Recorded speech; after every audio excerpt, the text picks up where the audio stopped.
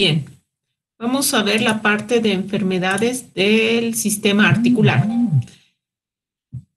Entonces, primero un breve repaso de las funciones de la fisiología articular. Bueno, dentro de sus funciones están, evidentemente, garantizar la continuidad estructural de todo el esqueleto humano, ¿cierto? Los huesos no están sueltos, sino están siguiendo una estructura y obviamente las articulaciones van a ir huyendo uno con otro hueso. Esto va a permitir además las articulaciones el desplazamiento locomotor de nuestro organismo por segmentos o todo el organismo. Va a dar protección a los órganos vitales junto con los huesos y sus uniones. Obviamente va a formar cavidades donde van a estar alojados los órganos importantes y va a permitir el adoptar múltiples posiciones. Entonces, evidentemente las articulaciones juegan un rol muy importante, sobre todo en lo que es la funcionalidad, en el movimiento. Bien, hay varios tipos de articulaciones y usualmente los elementos más frecuentemente vistos en una articulación van a ser las carillas articulares o las superficies articulares de los huesos que van a juntar, porque es la unión básicamente de dos huesos, y en algunos está cubierto por un cartílago articular, encerrado una cápsula articular y que van a estar también los ligamentos articulares y entre medio el líquido sinovial. Son elementos articulares que están presentes, no en todas las articulaciones, pero sí en las más móviles. De acuerdo a la movilidad, también se puede clasificar a las articulaciones en distintos tipos, y en estas las más importantes que están la sinartrosis, la anfiartrosis y las diartrosis. La sinartrosis son aquellas que no gozan de movimiento, los dos fragmentos, los dos pedazos óseos están casi pegados, y en esto, por ejemplo, son los huesos del cráneo o los huesos de la cara.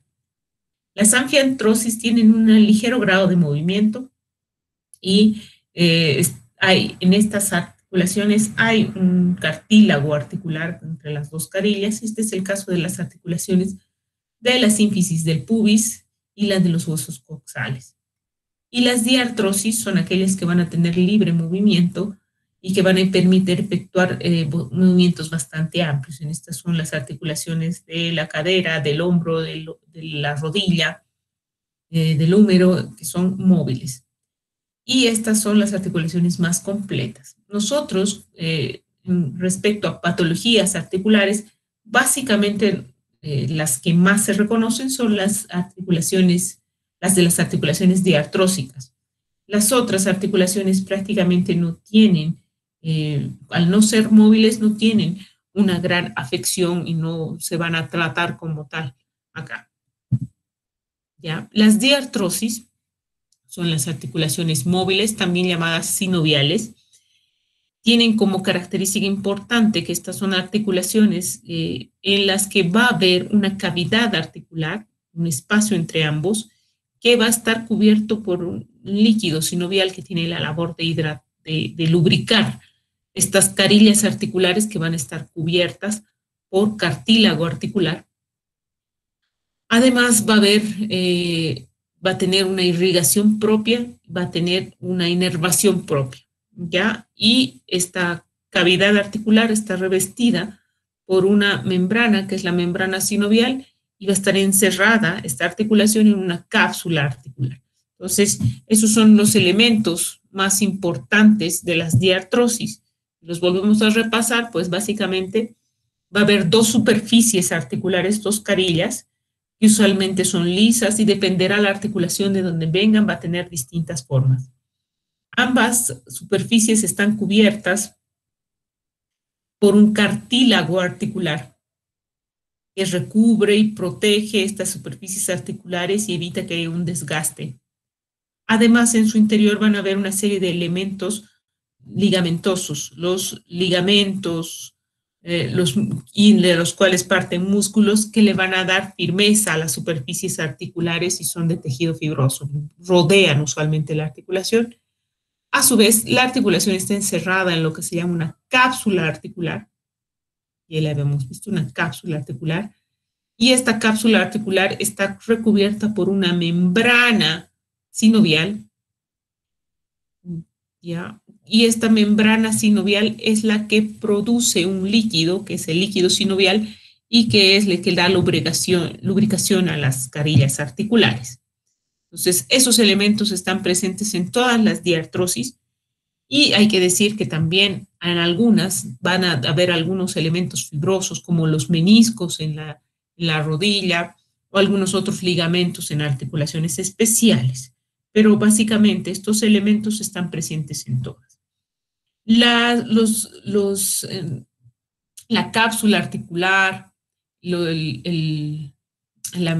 membrana sinovial en realidad son estructuras pocamente vascularizadas, y la nutrición del cartílago viene principalmente del hueso subcondral, que es el que está debajo del cartílago articular.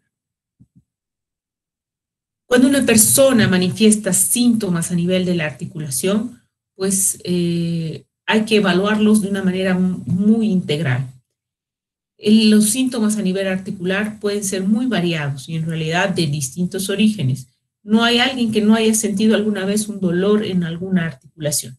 Entonces es importante que cuando nosotros vayamos a abordar una persona con molestias articulares, hay que hacer una detallada evaluación clínica, siguiendo los pasos que hemos aprendido, y también complementar con un examen físico. En el caso de evaluación articular, hay algunas claves que son importantes para determinar de dónde vienen estos síntomas y a qué enfermedad podría tratarse, y obviamente en base a eso poder orientar el tratamiento y si requiere rehabilitación o alguna otra medida, y como hemos hecho en otras patologías, identificar alguna bandera roja o alguna situación grave. Entonces, 4 son los puntos clave que tenemos que hacer evaluar un paciente. Pues tratar de aclararlo en la anamnesis y en el examen físico. Primero, si los síntomas son de origen articular o no articular. Si bien el paciente señala el dolor en un área articular, puede que no sea en sí la estructura articular la que le duele, sino sea algunos otros elementos vecinos. Segundo, si la afección puede ser de naturaleza inflamatoria o no inflamatoria. Ya, eso también es importante porque las patologías serán diferentes. Si el cuadro, qué evolución ha tenido en el tiempo, si es agudo o es crónico. Y si es una sola articulación, es decir, distribución localizada, o es una distribución más bien sistémica, más de una articulación. En base a estas 4 claves podremos definir más o menos a qué se trata. Si es el primer punto, articular versus no articular. Bueno, sabemos que la articulación, las diartrosis, hemos dicho los elementos que están en ella. La sinovial, las carillas articulares, los huesos que forman la articulación, los tendones, los ligamentos, son algunos de los elementos que están en la articulación, pero no son los únicos. Por ejemplo, acá, esta es una articulación del el escapulohumeral, y acá participan más de un hueso en la articulación. Está el hueso de la clavícula, la escápula, el húmero.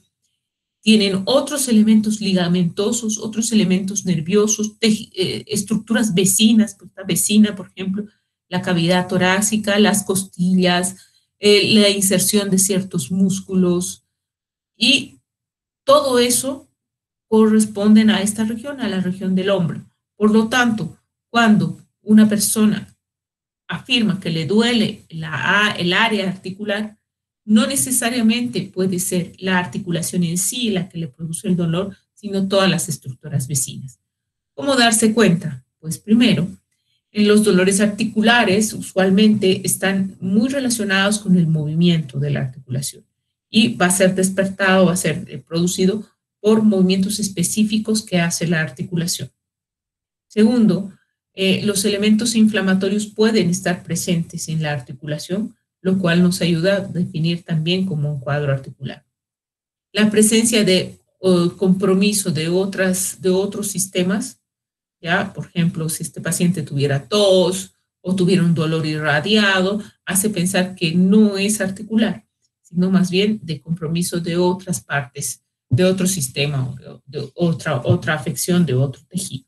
Entonces, básicamente los síntomas asociados y las características de la motilidad nos van a ayudar a diferenciar entre articular y no articular. El segundo punto, si es inflamatorio o no inflamatorio.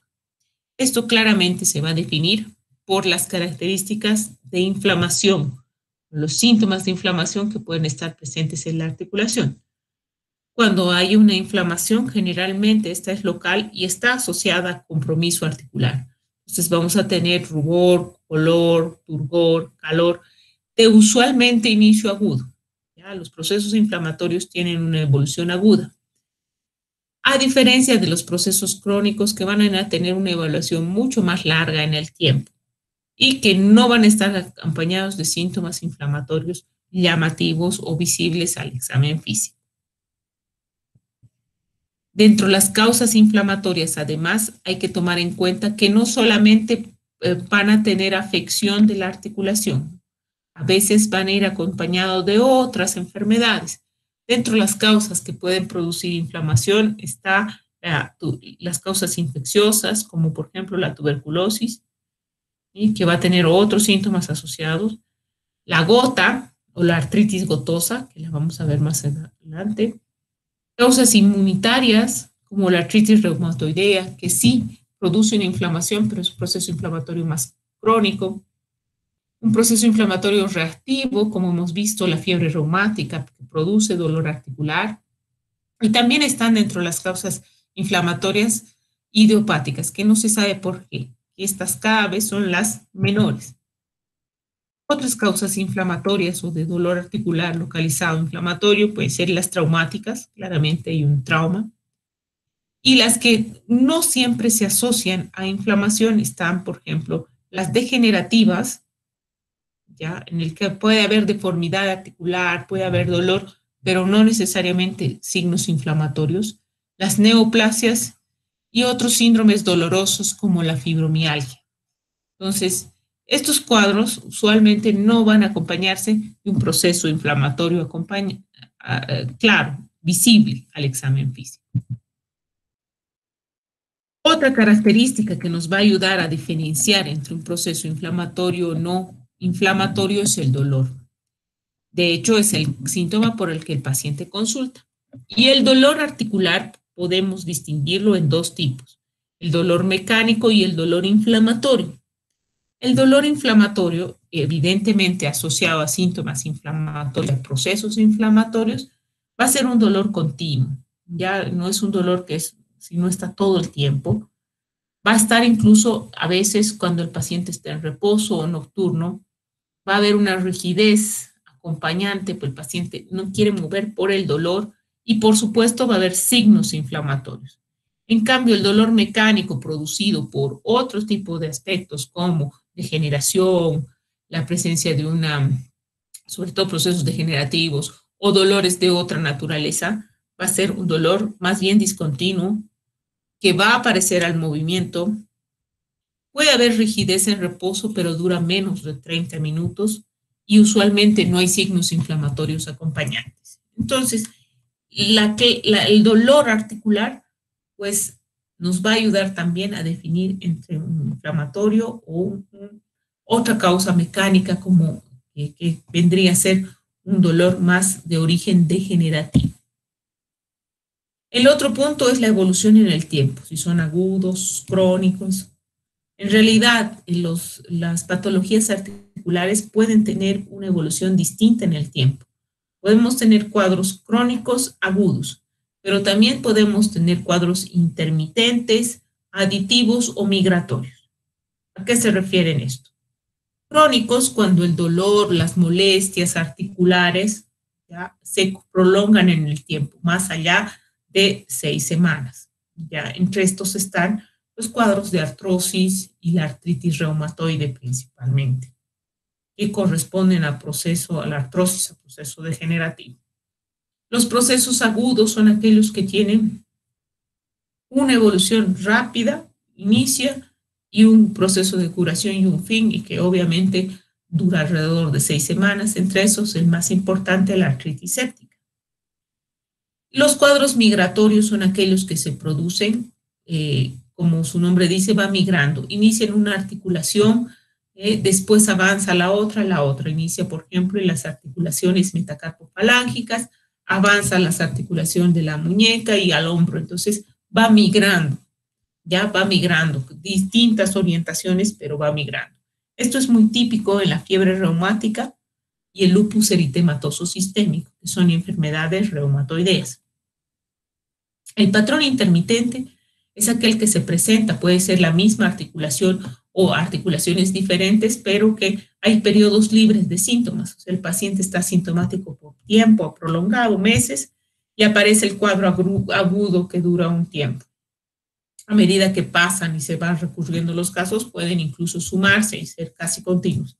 Pero la característica es esa, aparece un cuadro agudo, tiempo sin síntomas, vuelve a aparecer. Y esto es lo característico en la artritis gotosa o gota y en algunas artritis crónicas fumerines. Y el aditivo es el que empieza una articulación, no termina de curar una y empieza a afectarse la otra. Ya, de ahí la otra y la otra. O sea, se van sumando articulaciones y es el característica de la artritis reumatoide y algunas espondiloartropatías inflamatorias. Ya sobre todo las que se producen en articulaciones de la columna vertebral, que se van adicionando. Vamos a describir ahora básicamente las artritis agudas, las afecciones articulares agudas. Ya mañana o la otra clase vamos a hablar de las crónicas degenerativas, y finalmente vamos a hablar después de las inflamatorias autoinmunes, de evolución más crónica, más aditiva. Dentro de las artritis agudas, vamos a hablar ahora de la artritis gotosa. ¿Qué es la artritis gotosa o gota? Es una enfermedad metabólica, ya una enfermedad metabólica crónica. Aunque su manifestación es aguda, la gota es una enfermedad metabólica crónica que se caracteriza por el aumento del ácido úrico circulante en el organismo, lo que se llama hiperuricemia. Y este ácido úrico se deposita en las articulaciones, generando un proceso inflamatorio, formando cristales que generan un proceso inflamatorio. Las articulaciones donde más se depositan son en los pies y en las piernas. Y esto también puede ser, en algún caso, cuando es abundante y gran cantidad, produce también infiltración o acumulación en los tejidos blandos y que va a formar una especie de cúmulos que se llaman tofos. El ácido úrico es el residuo del metabolismo principalmente de las proteínas. Entonces, antiguamente se creía que esta enfermedad era la enfermedad de los ricos, gente que tiene una dieta rica en proteínas, rica en elementos con mucho nitrógeno, grasas, carne, leches, proteínas, grandes banquetes. Pero también, si bien ese es un factor importante, no es el único. Vamos a ver. La prevalencia de la artritis gotosa es alta. Se calcula que un 5 a 7% de los pacientes, sobre todo varones, pueden tener una gota, una hiperuricemia, y no necesariamente tener síntomas. Las hiperuricemias pueden estar presentes en este porcentaje de la población amplio, pero solo en un 30%, si estas son mayor de 10 miligramos por decilitro, pueden provocar un episodio de artritis. Los rangos más bajos de 6 pueden tener también estos depósitos, pero en menor medida. Entonces, y puede haber también un grupo de personas que tienen un grado de hiperuricemia más allá de 5 miligramos por decilitro y no tener manifestaciones clínicas. Ahora, ¿qué factores hay para que la persona tenga ácido úrico aumentado? En realidad, como les decía, principalmente es la dieta. La población que es blanco de esto, que desarrolla hiperuricemia, son los pacientes obesos, los pacientes alcohólicos, los que tienen dislipidemia y los que tienen síndrome metabólico, es decir, tienen obesidad, tienen hipercolesterolemia y se asocia también obviamente a la ingesta alta de proteínas y de lípidos. Entonces, como les decía, se produce un aumento del ácido úrico en la sangre. Más allá de lo normalmente está soluble, pero cuando es mucha cantidad, ese ácido úrico soluble se deposita formando cristales en las articulaciones. ¿Ya? Este depósito crónico puede producir la formación de estos acúmulos en las articulaciones que se llaman tofos y que generan deformidad. Ya no son dolorosos, pero generan deformidad. Y pueden irse acumulando a lo largo del tiempo. Ahora, la enfermedad de la hiperuricemia o la gota también tiene fases de evolución. Una fase inicial puede ser absolutamente asintomática, ya después pasa a la formación de estos tofos, puede intermedio haber estos episodios agudos que vamos a descubrir de artritis gotosa aguda, y a medida que el ácido úrico no se controla y sigue aumentando, también pueden acumularse en el riñón y dar origen a una enfermedad renal crónica. O sea, no solamente acá es una afección articular, sino se afecta la función de otros órganos. ¿Cómo ocurre? Normalmente el ácido úrico es soluble, como les decía, en el plasma y se elimina por orina, y es parte de la orina. Pero cuando aumenta este ácido soluble en mayor cantidad de que no se puede eliminar completamente por la orina, este se empieza a depositar en los tejidos, como hemos dicho, formando cristales. ¿De dónde viene ese ácido úrico? 30% viene de la dieta. ¿Ya? Esa es una de las causas. Un aumento de ingesta en la dieta, ya sea el uso, las proteínas animales, las levaduras, los panes, los frijoles, las espinacas, la lenteja y el alcohol, son un ejemplo de alimentos que tienen alto contenido de ácido úrico. Entonces, ese aumento de ácido úrico en el 30% de los casos está explicado por una ingesta aumentada en la dieta. O colabora al 30% un aumento en la síntesis y en el recambio celular. Y entre estas causas están, por ejemplo, algunas enfermedades mieloproliferativas, cáncer, anemia hemolismo, el alcoholismo, ¿ya? Anemia hemolítica y el alcoholismo. O sea, hay por algún motivo destrucción celular que eso libera componentes que forman ácido úrico como desecho y eso aporta también al aumento del ácido úrico. Y como les decía antes, se creía que solamente era la dieta.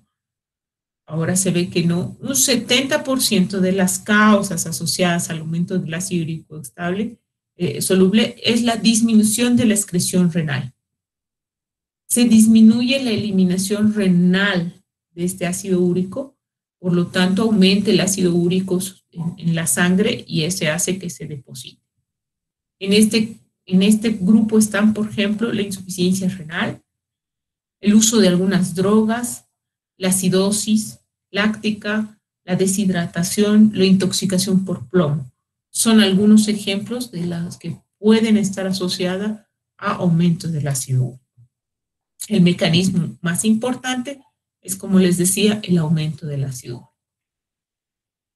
Entonces, como les decía, la enfermedad puede tener muchos tiempos de evolución y hay una fase en la que el paciente va a estar con hiperuricemia, pero asintomática, sin ningún síntoma.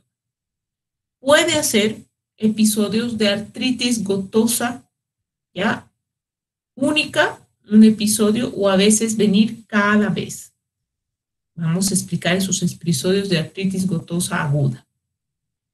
Puede también que se depositen y se formen los tofos, que va a ocurrir esas deformidades en la articulación por depósito de los cristales, que no son siempre dolorosos, no son dolorosos. El dolor aparece cuando hay el episodio de artritis aguda. Y ya en una fase más avanzada puede haber litiasis renal. O sea, se forman cálculos renales de ácido úrico y que pueden producir una falla renal. Ya entonces, estas son las manifestaciones de la enfermedad hiperuricemia en este caso, o gota.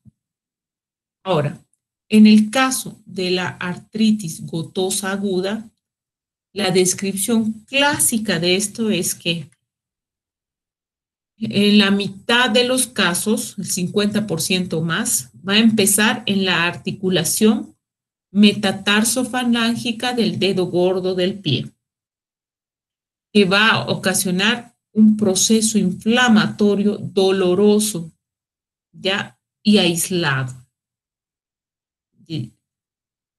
Estos depósitos de cristales generan un proceso inflamatorio y puede producirse, se genera dolor, usualmente nocturno, intenso, con síntomas inflamatorios importantes, que usualmente aparece en la noche y que va a durar un tiempo, máximo 2 semanas y remite. En algunos pacientes, además de solamente afectarse la articulación metatarsofanlángica, puede afectar a otras articulaciones. Entonces, como les decía, esta es más o menos la característica, es un proceso inflamatorio local de la primera articulación metatarsofanlángica, ya dolor, edema, eritema, importante, muy doloroso y usualmente es en la noche. Despierta al paciente por la noche, la articulación es extremadamente dolorosa, al tacto apenas toca, duele y estos episodios, bueno, consulta al paciente por la intensidad del dolor en la emergencia y se den con antiinflamatorios y espontáneamente en 3 a 10 días y después el paciente puede no tener ningún episodio y entrar en una fase asintomática o puede volver a tener otro episodio en relación a, por ejemplo, ingesta alta de proteínas. Entonces, la gran mayoría, como les decía, solo ocurren en la articulación metatarsofanlángica, pero puede haber ataques siguientes en más de una articulación. El 90% van a tener ataques agudos en otras localizaciones, talones, rodillas, muñecas, y muchas veces, después de muchos ataques, una fracción de los pacientes va a tener una sinovitis, una inflamación de la sinovia de varias articulaciones y a veces se confunde con artritis reumatoide, ¿ya? Pero aquí la clave es que el ácido úrico y la historia de la evolución de la enfermedad es diferente. Entonces, una vez que pasa el episodio agudo, usualmente es uno o a veces va recurriendo, pero ya hay un claro desencadenante que es la ingesta de proteínas. La fase crónica va a caracterizarse por la presencia de estos protuberancias, acúmulo de ácido úrico, que son los tofos generalmente en las articulaciones. Aquí vean una artrosis avanzada en la que hay gran cantidad de tofos y, como les decía, a veces pueden producir una sinovitis y un proceso de destrucción articular que son confundidos con artritis reumatoide, pero son tofos aquí. Y si uno los toca, en realidad son duros a la palpación, pero no son dolorosos. El manejo de la artritis gotosa, como es una enfermedad sistémica por alteración en el metabolismo del ácido úrico, entonces es básicamente controlar los niveles de ácido úrico, ¿ya? Y vigilar la función renal, que es uno de los aspectos más importantes en el 70% de las causas. La causa o el desencadenante del aumento del ácido úrico está relacionado con el riñón. Entonces, esto tiene que ser manejado en el contexto multidisciplinar.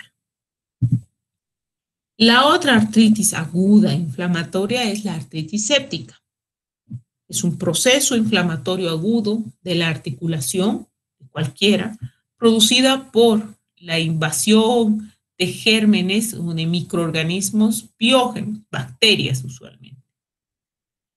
Se le llama también artritis séptica, artritis supurada, osteoartritis, y es mucho más frecuente en niños.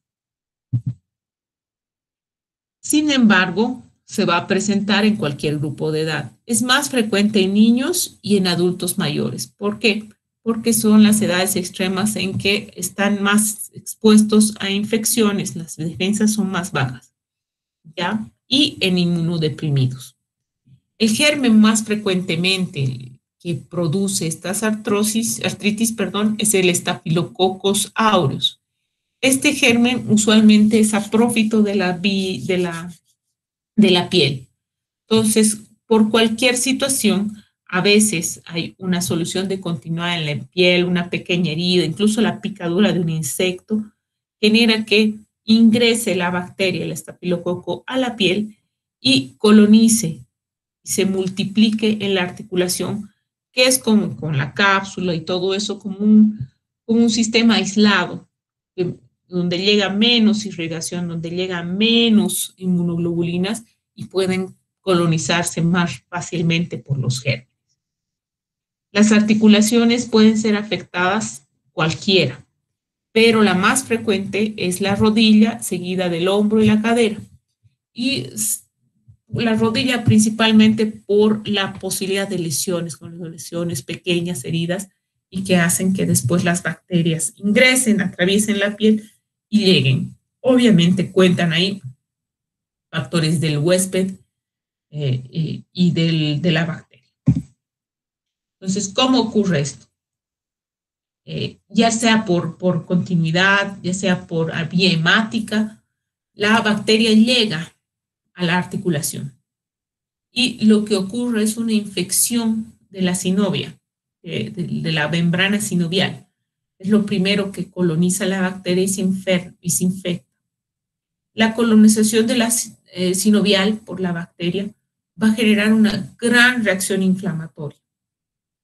Esto va a producir que migren una serie de leucocitos polimorfonucleares, que aumente, que vasodilate, genere todos los signos inflamatorios, aumente el flujo sanguíneo y se genere un exudado que va a aumentar la presión intraarticular.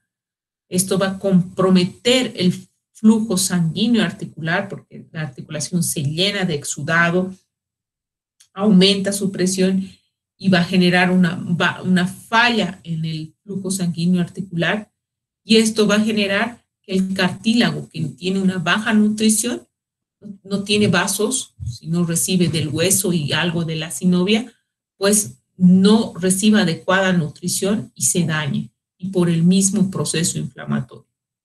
Y el daño del cartílago, pues es irreversible. Muchas veces no se puede, no se forma con la misma velocidad. Y si esto no se atiende adecuadamente, después de 7 días ya el daño articular puede ser severo y los cambios en la articulación pueden ser irreversibles. Entonces, representa la artritis séptica una urgencia médica.